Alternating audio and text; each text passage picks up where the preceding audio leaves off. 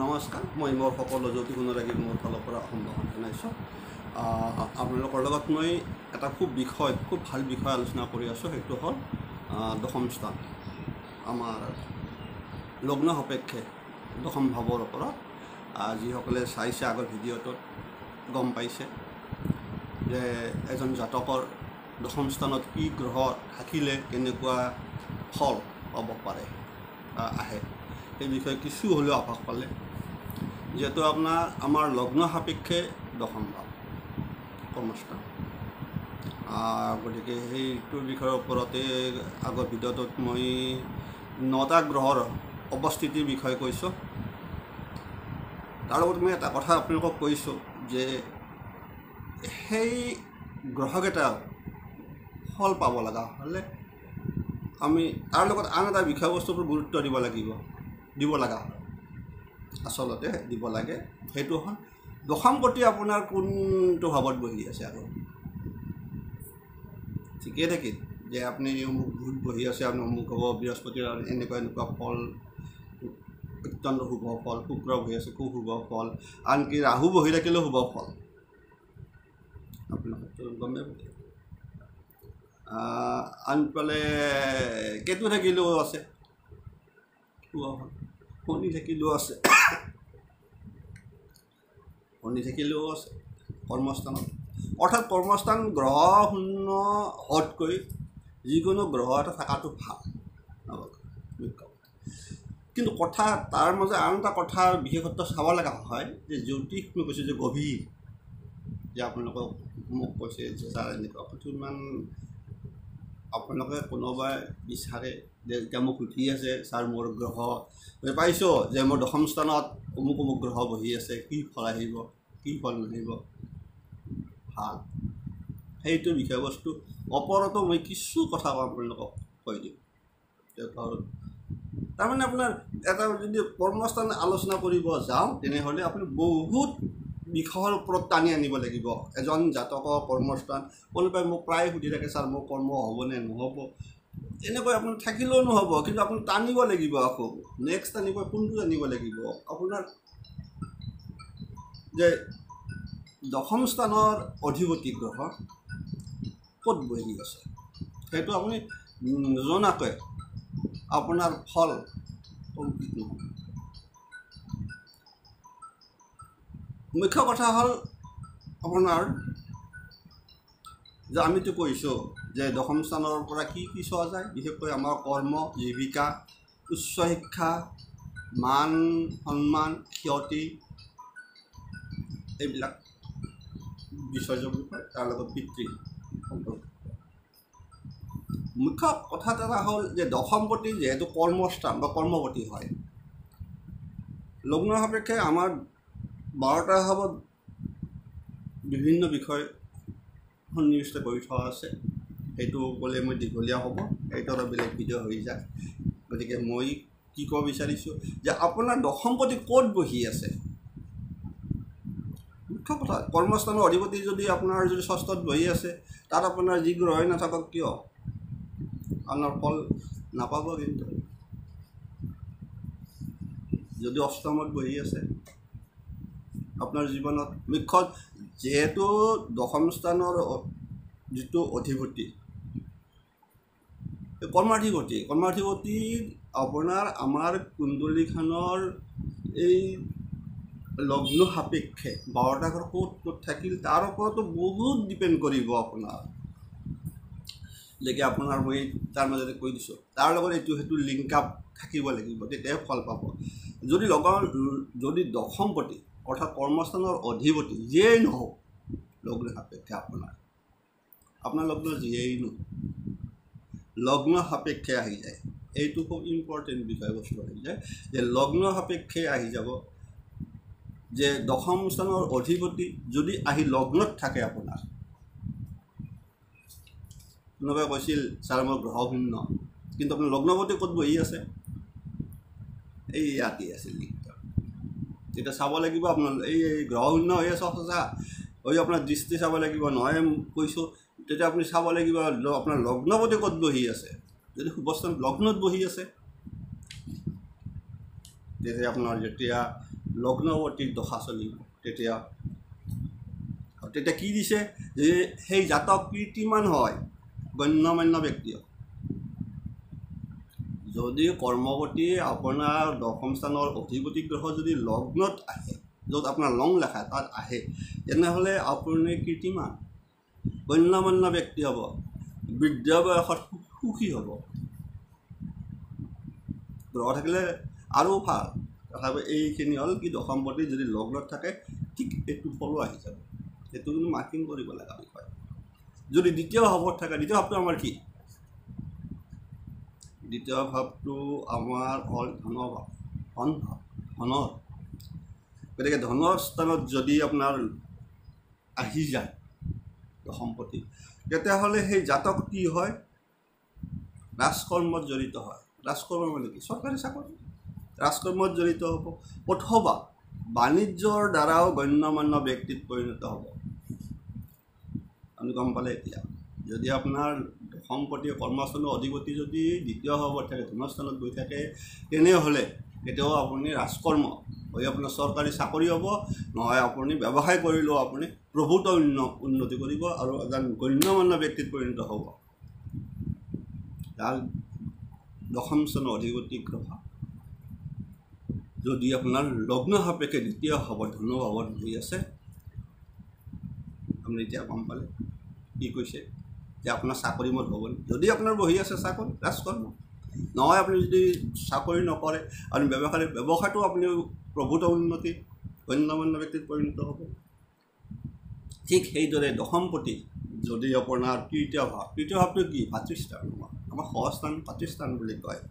গতিকে তাত থাকিলে কিন্তু আপোনাৰ বিদেশ যাত্ৰা সঘনাই, আপোনাৰ বিদেশ যাত্ৰা সঘনাই ঘৰৰ পৰা আঁতৰত মানে ভ্ৰমণটো বুজায়। একচুৱেলি আমাৰ দূৰযাত্ৰাটো দ্বাদশ ভাৱৰ পৰা বিচাৰ কৰা হয় আৰু বিশেষকৈ সপ্তম স্থানৰ পৰাও বিচাৰ কৰা হয় ভ্ৰমণটো। তথাপিতো আপোনাৰ তৃতীয় স্থানত যদি থাকে তেনেহ'লে কি দিছে? আপোনাৰ বিদেশ ভ্ৰমণ, নানা কৰ্মত জড়িত সেইবিলাক জাতকসকল নানা কৰ্মত লিপ্ত হ'ব আৰু ভাতৃৰ বলত বলীয়ান অৰ্থাৎ বেয়া নহয়। গতিকে আপুনি ভাল বুলি ক'ব পাৰে তৃতীয় স্থানতো। আৰু যদি এইটো আহি গ'ল, নেক্সট আহি গ'ল খুব ইম্পৰ্টেণ্ট বিষয়বস্তু চতুৰ্থ স্থান যদি দশমপতি বা কৰ্মপতি যদি তাত আহি থাকে, চতুৰ্থ স্থানটো আমাৰ বিচাৰে আমাৰ মেইনলি কি আছে? আচলতে ভাতৃ আমি কওঁ মিত্ৰ স্থান। তাৰপৰাই আপোনাৰ মাতৃ সম্পৰ্কে আলোচনা ক'ব পাৰে, চাব পাৰি। আপোনাৰ শিক্ষা, আপোনাৰ এডুকেশ্যন ছাইড চোৱা যায়, বিশেষকৈ সিহঁতলৈকে কি মেট্ৰিকলৈকে। তাৰ লগত থাকিব আপোনাৰ যান বাহন কথা আহি যাব চতুৰ্থ স্থানৰ পৰা। তাৰ লগত আহিব মাটি বাৰীৰ কথা, আপোনাৰ ঘৰ বাৰী যান বাহন এভৰিথিং বিচাৰ আপোনাৰ চতুৰ্থ স্থানত আহে। চতুৰ্থ স্থান যদি সবল থাকে আৰু দশমপতি যদি চতুৰ্থ স্থানত থাকে, তেতিয়াহ'লে কি হ'ব? যে আপুনি উচ্চ কৰ্মত নিযুক্ত হ'ব।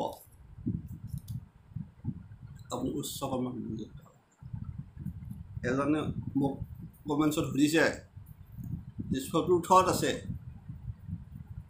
বুধ, ৰবি বুধ, কিন্তু মই কৈছোঁ যে চতুৰ্থ স্থানত ৰবি বুধ থকা অৰ্থটো গৈ পেলাই চতুৰ্থৰ সপ্তম স্থান কিন্তু দশম স্থান, তাৰমানে কৰ্মস্থান। এই কৰ্মস্থানত দৃষ্টি দি আছে, মনত ৰাখিব। কিন্তু আৰু যদি আপোনাৰ কিবা কাৰণত ইয়াৰে কোনোবা এটা যদি আপোনাৰ দশমপতি হৈ আছে, আৰু কোনো কথাই নাই। অৰ্থাৎ দশমপতি যদি চতুৰ্থ স্থানত বহি থাকে, তেনেহ'লে জাতক উচ্চ কৰ্মত নিযুক্ত হ'ব।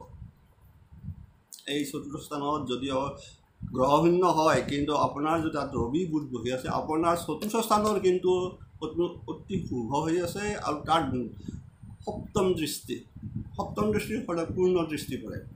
দৃষ্টি বহুত, 1 পাত 2 পাত 3 পাত, চতুৰ্থ পাতটোকে কয় কি পূৰ্ণ দৃষ্টি। আপোনাক কৈ দিছোঁ, বাকীখিনি বিচাৰে নহয় আৰু তাৰ ফল সিমান এটা নহয়, মিছা কথা। সেইকাৰণে আমি সাধাৰণতে কওঁ যে আপোনাৰ অমুকত গ্ৰহ দৃষ্টি পৰি আছে নাই। এতিয়া আপোনাৰ দৃষ্টিৰ লগত এটা গ্ৰহ য'ত থাকে তাত বহি থকাৰ ফলত কৰি তাৰ দৃষ্টি সদায় সবল বুলি কোৱা হৈছে। সেইফালৰ পৰা ৰবি আৰু যদি বুধ বহি আছে চতুৰ্থস্থানত, তেনেহ'লে কৈছে দশম স্থানত গ্ৰহ শূন্য, কিন্তু পূৰ্ণ দৃষ্টি দি আছে তাত। কৰ্মস্থান শুভ, চৰকাৰী চাকৰি হওক, বুধ আছে যিহেতু আপুনি যিকোনো এই গণ্যমান্য ব্যক্তি ব্যৱসায় বাণিজ্যত তাৰ প্ৰথমটোতে কৈ দিছে ৰাজ কৰ্মচাৰী যোগ আছে তাত, হয়তো চাকৰি কৰিব, যদি ব্যৱসায় কৰে ব্যৱসায়ত হ'ব, সেইবিলাক জাতক বহি থাকিব নালাগে, হ'ব সফল। দেখি দিছে যে আপুনি নিযুক্তি হ'ব, আপোনাৰ যান বাহন যুক্ত হ'ব আৰু স্থাৱৰ সম্পত্তি লাভ কৰিব। কৰ্মপতি যদি চতুৰ্থস্থানত থাকে বা চতুৰ্থস্থানত গ্ৰহ থাকি পেলাই যদি দৃষ্টি দিয়ে, দৃষ্টি দিবই কৰিবই নিয়ম, যি প্ৰত্যেক গ্ৰহৰ সপ্তমত পূৰ্ণ দৃষ্টি থাকে, সেইটো মনত ৰাখিব। তাৰ বাহিৰেও আৰু কাৰোবাৰ আপোনাৰ কেইটামান গ্ৰহৰ 2-3 ঠাইত থাকে, এটা নথা যেনেকৈ মংগলৰ দৃষ্টি চতুৰ্থ থাকে, সপ্তমত থাকে, অষ্টমত থাকে, চাব লাগিব। শনিৰ দৃষ্টি সপ্তমতটো থাকেই পূৰ্ণ দৃষ্টি, তাৰ বাহিৰেও আকৌ তৃতীয়ত থাকিব, দশমত থাকিব। আপোনাক কৈছোঁ বুধৰ মাত্ৰ এটাই দৃষ্টি, তাত গবল নাই, ডাইৰেক্ট সপ্তম দৃষ্টি। ৰবিৰ বেলেগ নাই, অকল ডাইৰেক্ট আপোনাৰ সপ্তম দৃষ্টি। চন্দ্ৰৰ সপ্তম দৃষ্টি, শনিৰটো কৈ দিলোঁ, মংগলৰ কৈ দিলোঁ, এইকেইটাৰে থাকে। আপোনাৰ বৃহস্পতিত থাকে, বৃহস্পতিত থাকিলে আপোনাৰ প্ৰথম সপ্তম দৃষ্টি ধৰা বান্ধা, তাৰপিছত পঞ্চম স্থানত থাকিব দৃষ্টি, তাৰপিছত নৱম স্থানত থাকিব। এইগিলা মানে আপোনাৰ থাকিব লাগিব মাইণ্ডত, মানে চাব লাগিলে এইগিলা বিচাৰ কাৰ্যসমূহ খুব ইম্পৰ্টেণ্ট। তাৰমানে এইটো বস্তু খুব ইম্পৰ্টেণ্ট হয় যে দশমপতি আপোনাৰ কৰ্মস্থান বিচাৰিলে দশমপতিত ক'ত বহি আছে, এইটো খুব গুৰুত্বপূৰ্ণ বিষয়। সেইকাৰণে মই আপোনালোকক কৈছোঁ যে মোক কৈছিল যে ছাৰ সেইটো দিব ভিডিঅ', মই দিলোঁ আপোনালোকৰ যে মই দিছোঁ কি দশমস্থত, আমাৰ দশমত অৱস্থাত থাকিলে গ্ৰহ থাকিলে কি কি ফল, কিন্তু দশমপতি ফলটো এটা খুব ইম্পৰ্টেণ্ট হৈ থাকে। তাৰ যদি গ্ৰহ থাকে, সেই গ্ৰহক ছাপৰ্টিং কৰাৰ কাৰণে দশমপতি যদি শুভ স্থানত বহি আছে, যদি চতুৰ্থস্থানত বহি আছে, যদি সপ্তম স্থানত বহি আছে, লগ্নত বহি আছে, খুব ভাল, অত্যন্ত শুভ। আৰু যদি আপোনাৰ মই কৈছোঁ যদি ষষ্ঠত বহি আছে, যদি আপোনাৰ অষ্টত বহি আছে, দ্বাদশত বহি আছে, খেলি মেলি তাতে যিমান নাথাকক হ'ব ভাল চাকৰি, কিন্তু আপোনাক দেখিছে কিছুমান চাকৰি কৰিলে চাকৰি কৰাৰ দিনৰ পৰাই য'ত হ'ব। এই মেইন কথাটো ইয়াতহে যে কৰ্মপতি আপোনাৰ ক'ত বহি আছে, হয়তো সেইজনে কৰ্মপতি বহিছে দ্বাদশ স্থানত বহি আছে, এনে ভাল চাকৰিও পাইছে, কিন্তু কৰ্মত সদায় বেমেজালি লাগি থাকে চাকৰি। এতিয়া বাদ দিয়া, সেইটো দীঘল হৈ যাব বেছি কৈ থাকিলে। আৰু যদি দশমপতি আহি গ'ল যে পঞ্চমত, পঞ্চম স্থান কি আমাৰ পুত্ৰস্থান, পঞ্চম স্থানটো পুত্ৰস্থানো বিদ্যাস্থানত অহা যায়, উচ্চ শিক্ষা। গতিকে আপোনাৰ তাত যদি ওপৰত উচ্চ শিক্ষা চাব গ'লে নৱম স্থান বা দশম স্থান, দুটা চাব, দশম স্থানো চাব লাগে একচুৱেলি। তাৰ ফলত মই পঞ্চম স্থানটো পুত্ৰস্থান আপোনাৰ, আৰু তাৰ লগত বিদ্যাস্থান। গতিকে তাৰ ফলত যদি তাত থাকে, তেনেহ'লে কি দিছে যে সেই জাতক নিজ গুণে গণ্যমান্য হ'ব। যদি কৰ্মপতি যদি আপোনাৰ পঞ্চমত থাকে, পুত্ৰস্থান থাকে, তেনে সেই ব্যক্তি নিজ গুণেৰে গণ্যমান্য ব্যক্তি হ'ব। জাতক পুত্ৰবান বস্তুটো বেলেগ, পুত্ৰ থাকিব পাৰে, তাতো বহুত কথা আহি পৰে। পুত্ৰটো থাকে দেখিছে বহুতো কাঢ়ি লৈ যায় অৱস্থা, দেখাত সন্তান থাকিলে কি হ'ব, সৎপুত্ৰ, সৎগুণী পুত্ৰ। এইটোৱে যদি দশমপতি যদি আপোনাৰ থাকে, তেনেহ'লে পঞ্চমত, তেতিয়াহ'লে আপুনি পুত্ৰবান বুলি কোৱাৰ লগে লগে আপুনি সৎপুত্ৰৰ পিতৃ আৰু সুখী হ'ব।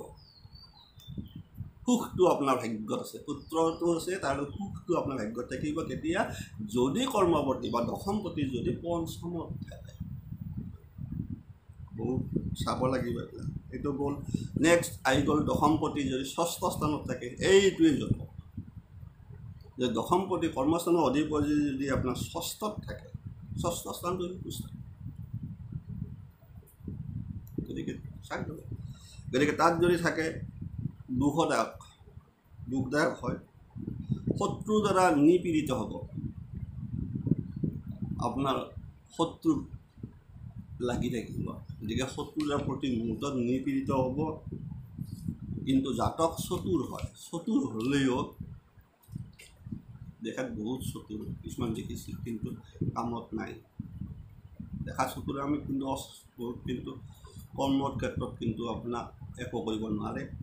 এইবিলাক জাতক যাৰ কৰ্মৰ প্ৰতি যদি স্বস্থত থাকে, সেইবিলাকৰ এইটো হয় কি যে শত্ৰু দ্বাৰা সদায় নিপীড়িত হৈ থাকে, আপোনাক আগবাঢ়িব নিদিয়ে, প্ৰতিমুহূৰ্তত আপুনি বাধাপ্ৰাপ্ত হৈ থাকিব।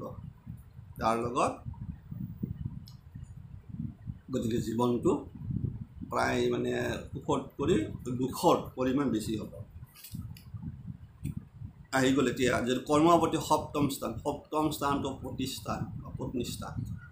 সপ্তম স্থানৰ পৰা কিন্তু পতি পত্নী বিচাৰ কৰাৰ লগে যাতে এটা বস্তু বিচাৰ কৰা যায়, তেওঁ বাণিজ্য কথা আহি পৰে। তথাপিও সপ্তম স্থানত থাকিলে কি কয় দিছে, কৰ্মস্থান যদি সপ্তমত থাকে সেই জাতক ব্যৱসায়ত ধন লাভ।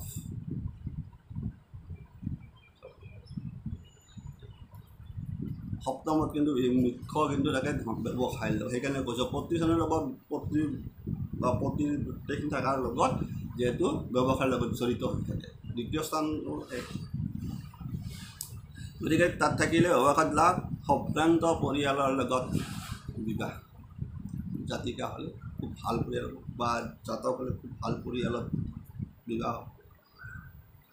জাতক সন্মানীয় ব্যক্তি হিচাপে পৰিগণিত হয়, সকলোৰ পৰা সন্মান পায় যদি আপোনাৰ কৰ্মস্থানৰ অধিপতি সপ্তমত থাকে। যদি অষ্টম স্থান আহি গ'ল, আমাৰ মাৰক স্থান বুলি কোৱা হয়, মৃত্যু ভাৱ অষ্টম স্থান। গতিকে অষ্টম ভাৱত যদি থাকে দুৰ্ভাগ্য, ষষ্ঠ যদি এইটো হয় দুৰ্ভাগ্য, কেতিয়াও লগ এৰা নিদিয়ে। জাতক ধূৰ্ত স্বভাৱৰ হয়, যিটো কৰ্মস্থানত, গতিকে ধূৰ্ত স্বভাৱত হ'ব। গতিকে ইমান এটুকু ক্ষেত্ৰত এই যে মই ক'লোঁ জাতকৰ এই কৰ্মৱৰ্তী ইয়াত যদি এনেকৈ থাকি যায় অষ্টমত, তাত আপুনি শুভগ্ৰহ থাকিলেও আপুনি ফল পালেও আপোনাৰ মাজে মাজে প্ৰায় ঝামেলা পাই থাকিব। এইটো মেইন কথা। যদি দশমপতি যদি নৱম স্থানত বহি থাকে, নৱম স্থান কি আমাৰ ভাগ্যস্থান। একচুৱেলি কৰ্মস্থান বিচাৰ কৰাৰ ক্ষেত্ৰত ভাগ্যস্থানো বিচাৰ কৰিব লগা হয়, ভাগ্য মেইন কথা। ভাগ্যই আপোনাৰ কৰ্ম নিৰ্ধাৰণ কৰিব। গতিকে কৰ্ম নিৰ্ধাৰণ কৰিব আপোনাৰ আয় ভাৱ, আয় আপোনাৰ কিমান কৰিব, 12ভাৱে কৰিব, ব্যয় ভাৱ, চব লিংক আপ। এটা খুব সুন্দৰ এটা মানে লিংক আপত গুচি গৈছে। গতিকে আপোনাৰ দশমপতি নৱম স্থানত যদি অৱস্থান কৰে, জাতক অতি ভাগ্যৱান হয়, খুব ইম্পৰ্টেণ্ট। আজি দশমপতি নৱমপতি দশমত এইটো ৰাজযোগে হয়, সেইটো ক'বই নালাগে। গতিকে জাতক বিদ্যান হ'ব, ধনী হয়, দীৰ্ঘায়ু হ'ব। গতিকে আপোনাৰ কৰ্মভাৱৰ অধিপতি যদি ভাগ্যভাৱত বহি থাকে, নৱম ভাৱত বহি থাকে, ভাগ্যস্থানত বহি থাকে, তেনেহ'লে আপোনাৰ ক'ব ভাল। দশমপতি দশম স্থান আহি পেলাই এইটোৱে ইম্পৰ্টেণ্ট, কৰ্মস্থানৰ অধিপতি কৰ্মস্থানতে বহি আছে, এইটো আৰু ভাল। যি গ্ৰহণ হওক কিয়, এই যে মই কৈছোঁ আগৰ ভিডিঅ'টোত যে কোনটো গ্ৰহৰ ক'ত থাকিলে, সেইদৰে যদি দশমপতি দশম স্থানতে বহি থাকে, তেনে সেই জাতক কি হ'ব, সেই জাতক যথেচ্ছা পাব, তেজস্বী হ'ব, সাহসী, কীৰ্তিমান, জ্ঞানী, ধাৰ্মিক আৰু সুখী হয়। সুখ বোলা বস্তুটো এইসকল জাতকৰ মাজতে।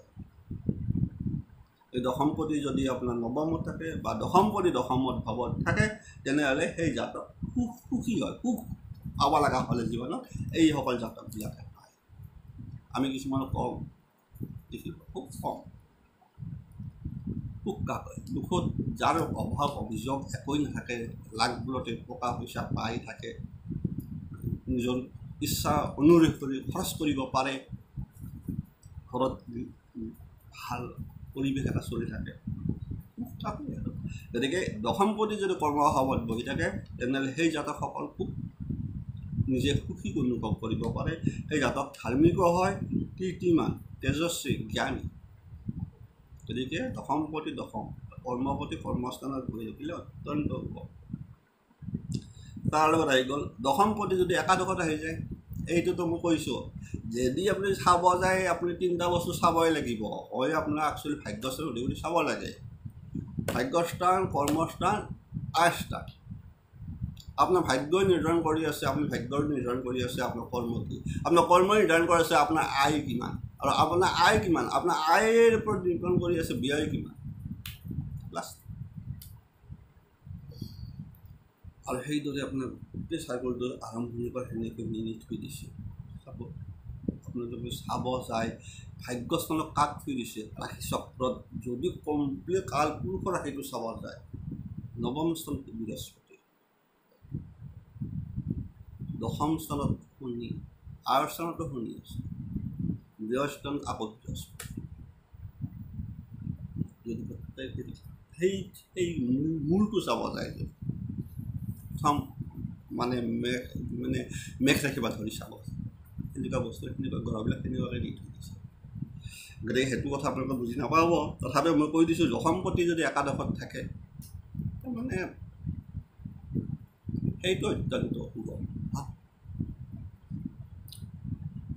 গতিকে জাতক কি হ'ব সৌভাগ্যৱান হয় পুত্ৰৱান চাওক দশম স্থানতো পাইছে পঞ্চমত পাইছে কিন্তু পাইছে ইয়াত কৈছে পুত্ৰৱান সুখী হ'ব যান বাহনৰ অধিকাৰী গম পালে যান বাহনৰ অধিকাৰী গতিকে এইখিনি হ'ল আপোনাৰ দশমপতি বা কৰ্মস্থানৰ অধিপতি যদি একাদশ আয় স্থানত থাকে তেতিয়া জাতক কি হয় ভাগ্যৱান হয় জাতক পুত্ৰৱান সুখী হয় যান বাহনৰ অধিকাৰী এই নেক্সট আহি গ'ল দশমপতি দ্বাদশ ব্যয় ভাৱত যদি থাকে কৰ্মস্থানৰ অধিপতি তেতিয়াহ'লে আপোনাৰ নানা প্ৰকাৰৰ দুখ পাই থাকিব শত্ৰুৰ দ্বাৰা পীড়িত অতি মুহূৰ্ত ইফালে আপুনি দশম স্থানত যি গ্ৰহ ভাল আপুনি পাব কিন্তু তাৰ লগত কিন্তু এইটোও পাব মই যি কৈছোঁ কালি যে আপোনাৰ বৃহস্পতি যদি বহি থাকে বা আপুনি তন্ত্ৰ বহি থাকে তাহলে কিন্তু দশমপতি যদি বহি থাকে আপোনাৰ বৰ্তাই থাকিব আৰু আনফালে কি থাকে বাৰে বাৰে মামলা মোকৰ্দমা কিবা কাৰণে অগ্ৰাম কৰ্মত আপোনাৰ যত লাগি যোৱা এইবিলাক আৰু থাকি যাব এৰিছোঁ নিশ্চয় আপোনালোকে কিছু গম পালে আপোনালোকক মই আৰু কেইদিনমান বিষয়বস্তু কৈ দিম কৰ্মস্থানৰ ওপৰত বহুত আছে একচুৱেলি মই মানে সোমাব খোজা নাছিলোঁ সোমালে যেতিয়া ক'লোঁ যেতিয়া কৈ দিলোঁ আৰু গতিকে আপোনালোকে মই কৈ দিছোঁ যেতিয়া আপুনি কৰ্মস্থান বিষয়ে জানিব বিচাৰিলে তেনেহ'লে আপোনাৰ আয়স্থানৰ বিষয়ে জানিব লাগিব ভাগ্যস্থানটো বাদ দিলোঁ আৰু আয়স্থানটো কি কৈ আছে কোন গ্ৰহ থাকিলে কি বা আয়স্থানৰ মানে কিমান ওপৰত গুচি যাব আয়স্থানটো কি এৰিছোঁ আৰু এই যে আপোনালোকক মই ক'লোঁ যে কোনোবাই সুধিছে ছাৰ মোৰ কৰ্মস্থানত কোন গ্ৰহ ইণ্টাৰেষ্টিং এই বিষয়ে মই নিশ্চয় আপোনালোকক মই দি দিম যে যিটো বস্তু আপোনালোকে ভাবাত মানে একদম মানে যতবদ্ধ যেন লাগে নাই আমাৰ কিছুমান মানে যোগ যাবত আমি কওঁ যে অমুক যোগ চলি আছে গতিকে আপোনাৰ এইটো যুগত অমুক হয় তমুক হয় কিন্তু কৰ্মস্থানত যদি সেনেকুৱা গ্ৰহই বহি থাকে তেনেহ'লে আপুনি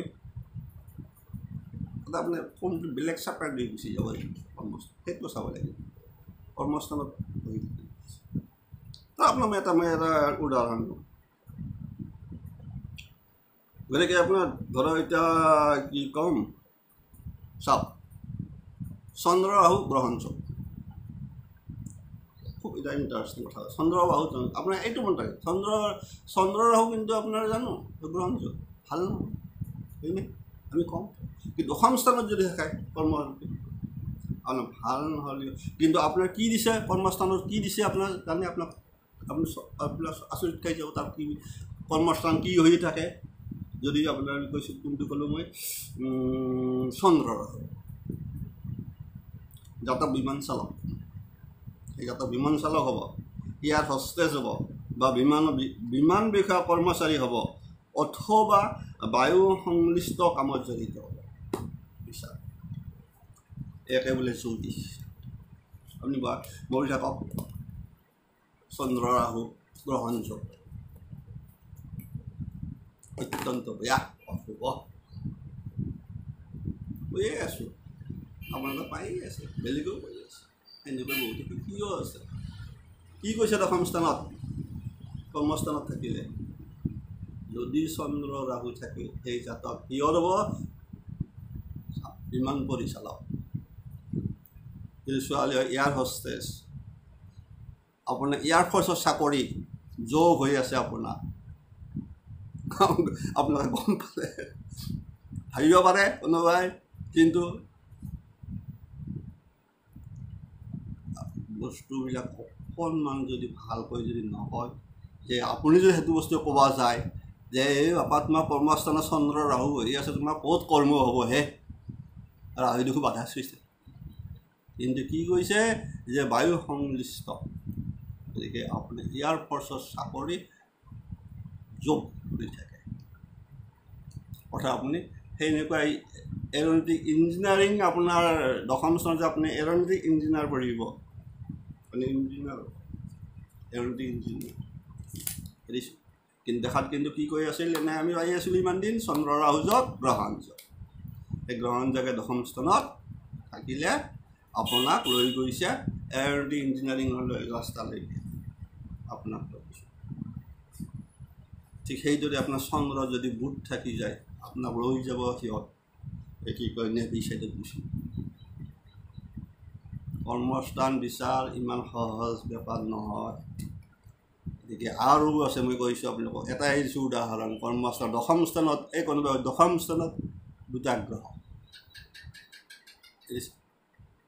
আপোনালোকে গম পালে কিছুমান, ঠিক এনেকুৱা কিছুমান গম চাব লাগে, বহুত চাব লাগিব। ইয়াতে অলপ পঢ়ি কিবা কৰি নকওঁ, মই যিটো বহুতখিনি জানো সেইটো আমি ক'ব নাযাওঁ, কিন্তু মই সত্য কথাটো কৈছোঁ যে আপোনালোকৰ যে সেনেকুৱা বিচাৰটো হৈ যায়। এই যিটো ক'লোঁ যে দশমপতি যদি বিভিন্ন স্থানৰ বিষয়ে যদি ক'লোঁ, আপোনালোকে নিশ্চয় গম পায় তেতিয়া যে দশম স্থানৰ কৰ্ম যদি শুভ হ'ব লগা হয়, সেই দশমপতিও হওক আপোনাৰ স্থানবিলাকত ইফাল সিফাল হ'ব লাগিব, হয় ভাল ফল পাব লাগে। আপুনি নৱম স্থানত থাকিব লাগিব কৰ্মস্থানৰ অধিপতি, নহয় চতুৰ্থত থাকিব লাগিব, নহয় পঞ্চমত, নহয় নৱমত, নহয় দশমত, নহয় একাদশত, নহয় তেতিয়াই আপুনি তাত থকা ফল এনে অমুক গ্ৰহ পৰি আছে, অমুক অমুক ফল বুজিছোঁ। বেছি কথা নকওঁ, দীৰ্ঘ হৈ গ'ল বহুত।